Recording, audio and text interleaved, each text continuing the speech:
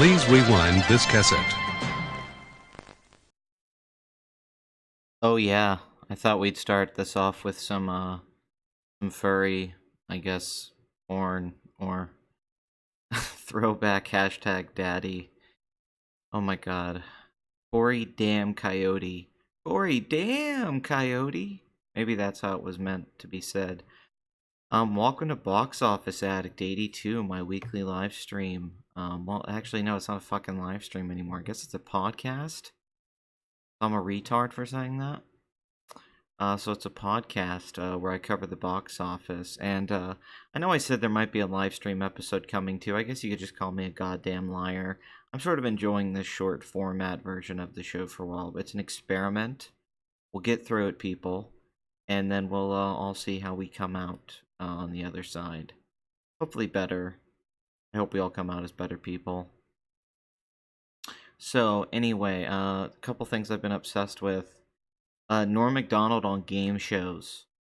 Like, has anyone watched him on Who Wants to Be a Millionaire, where he knew every question and he wasted the lifelines, and then Regis kind of convinced him not to take the $1,000,000? Then he goes on Password and is fucking amazing. I just want Norm Macdonald on game shows or involved in game shows. Like, he needs to go on Jeopardy. I've also been obsessed with Jeopardy lately and the process of the game and the strategy of the game. I know that sounds like stupid shit. Beyond that, I'm wrapping up Stranger Things Season 3, going to be doing that review. Terrible Lizard is taking forever to edit the Game of Thrones Part 1 video because he's having car trouble. Be a man, fix your own car. Learn how to fix a car, fucker. Grab a wrench, do it. I believe in you. But I really don't. Here's the problem though, guys.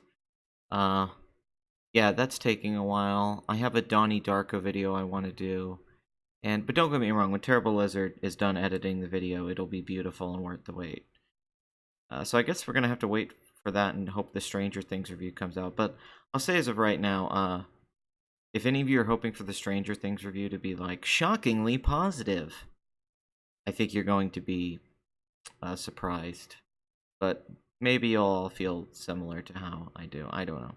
Anyway, let's go to the movies and break this down because, you know, we have the big release, and maybe this summer slump that everyone's talked about is kind of bouncing back to a positive energy. Godzilla King of the Monsters is at 381 million worldwide. Will it pass 400 million? We don't know. Number 12, Child's Play. Pretty much came and went, did not do that well with Aubrey Plaza, $10 million budget. Not a bomb, but really did not need to be released. People do not care about this franchise anymore, apparently, you know, with the mainstream audiences. I like Chucky. John Wick 3 continues to be a huge hit. 165 million domestic, 311 million worldwide on a $75 million budget. Rocket Man's at right around 90 million, should end up a little bit under 100 million. Hopefully it can make 200 million. Not sure yet, maybe if it sticks around. Avengers Endgame is still trying to pass Avatar. It's at 2,772,000,000 worldwide. Oh boy, I hope Marvel can just make more money. I mean, really, 2,772,000,000 really isn't enough. I mean, we made this movie. We had it set in our heads that we needed 2,790,000,000, and 2,772,000,000 just won't do it. I mean, for fuck's sakes.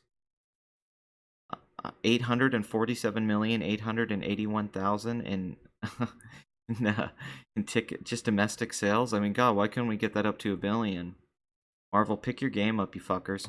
Men in Black International, 72 million domestic. This is embarrassing. 235 million worldwide. What were they thinking? That was a good idea. Universal Secret Life of Pets 2, not doing anywhere as good as the first one. Honestly, one of Illumination's, like, lowest grossing films. What do you say? Midsommar? This is a movie people are telling me is like Mandy and shit. That guy made Hereditary. A24 released this. 6 million actually isn't that bad. Although that's a wide release. Aladdin continues to be a huge hit. Will Smith's biggest film ever now domestically and worldwide. 922 million. Can it reach 1 billion is the question. although it doesn't really need to. This is a success. A lot of people thought Aladdin would be successful, but I think this is kind of like best case scenario, that it's like a $900 million to $1 billion movie. Disney's very happy with this. Having this with Avengers really solidifies them over the summer right now as the winners, and then they also have Toy Story 4, so it's still Disney dominating the box office. If you're actually looking at all this, it's still them that are on top. Annabelle Comes Home, 9.4 million, big drop, 49 mil domestic, $134 million worldwide. Not a bomb though, should make over 200 million. Yesterday actually had a pretty good hold, 40% drop, 10 million, at 56 million worldwide, 36 million domestic, and the budget's 26 million. So if this can make like 80 million or more, I'd say it's a minor success. Alright, then we have the big one, Toy Story 4, which had one of its better holds this weekend. 43% drop, 33.8 million. 306 million domestic, it made it over 300 million on a $200 million budget. And then internationally, it's got a pretty great total, 345 million, and 651 million worldwide, which was the international final total of Toy Story 3. Was foreign total was 651 million, I think. So this has a long way to go to reach Toy Story 3's number. But it looks like $500 million foreign is a lock. I think it can still reach $400 million domestic. So $900 million seems like it's in the bag. Hopefully it could make $1 billion. But just all that aside, this is very good. I mean, this franchise started in 1995, and $651 million is huge. And these are great numbers, and any studio would be happy to have these numbers. You don't have to look at Toy Story 4 as a movie that had to make $1.5 billion worldwide. I think it being the fourth film, it's okay if it does numbers like this. Okay, so let's get to the big one of the week. Spider-Man Far From Home, 92 million over the weekend, open 6 days, release 185 million. Some people are calling this a disappointment because a lot of people thought this would make 200 million over the 6 days. Now here's the thing. Spider-Man Homecoming opened to 117 million over its opening weekend and had a $175 million budget. And this film has a $160 million budget, which is confusing because most Marvel sequels cost more. This is actually one of the lowest budgeted films in the Marvel franchise of recent years. Like, this is more of what like an Ant-Man and the Wasp would cost in my head, not the new Spider-Man movie. They claim it's because of Robert Downey Jr., but I still would have figured this was a $180, $200 million movie. I honestly, I'm honestly surprised that they came in with that budget. But having said that, I don't see how you could see this as a disappointment. This is really good numbers. Like, Spider-Man Homecoming ended at 334 mil domestic and 880 million worldwide. This film, if it had opened over the 3-day, would have opened, I imagine, to 140, 160 million. If it had just opened over the weekend. But 92 million over the 3-day is I think pretty good. I mean, I think people you would have seen a little bit more maybe after Endgame.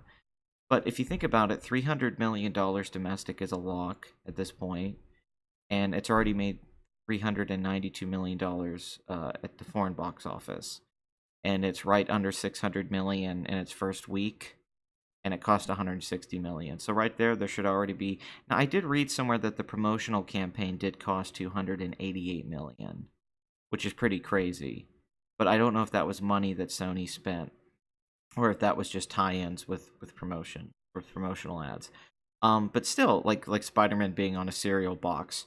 So if you think about all this, I don't see how this doesn't make $1 billion just because of this worldwide opening. Like 600 million foreign has to be a lock, right? And then it only needs to do like 350 to 400 million domestically to make $1 billion. So this will become the highest grossing Spider-Man film worldwide, passing Spider-Man 3.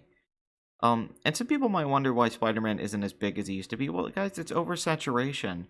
We've had a lot of Spider-Man movies. The Raimi trilogy came out, then we got 2 Amazing Spider-Man movies, then they rebooted Spider-Man again, and then they made Into the Spider-Verse, and there's always been animated shows and video games and so on coming out with Spider-Man. There's never been a lack of content for this character for a while now. So it's not like it's that special when a Spider-Man movie comes out, and I think a lot of people, like Spider-Man in the MCU interacting with other characters. I think people like Spider-Man in the Avengers films and all that. I think his standalone films are popular, but I think the appeal of him in the MCU was to see him interact with other people.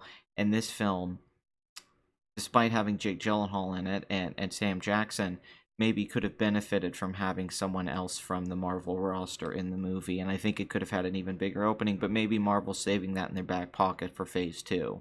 I mean, for phase 4, where they're like, let's do fucking Hulk and Spider-Man movie, you know? And I could totally see it. But the budget on this, great job. Great job on the budget, so this should easily make a good profit. And honestly, even if it just made like $950 million, I don't see how this isn't a success. So another, but I think it's going to make $1 billion, and then that would give Marvel 3 films this year that made $1 billion. One film making almost $3 billion, so it's kind of crazy. But that's a solid opening for Spider-Man. I don't see it as a disappointment. Dark Phoenix is what you call a fucking... Well, that's not even a disappointment. That's a Hindenburg. See, Detective Pikachu, I think, underperformed. I think a lot of people thought this movie was going to make $600 million. I think the studio did too, and that's why it cost $150 million. That's one where the budget should have been a lot lower. Think about this. That movie could have cost $100 million, really.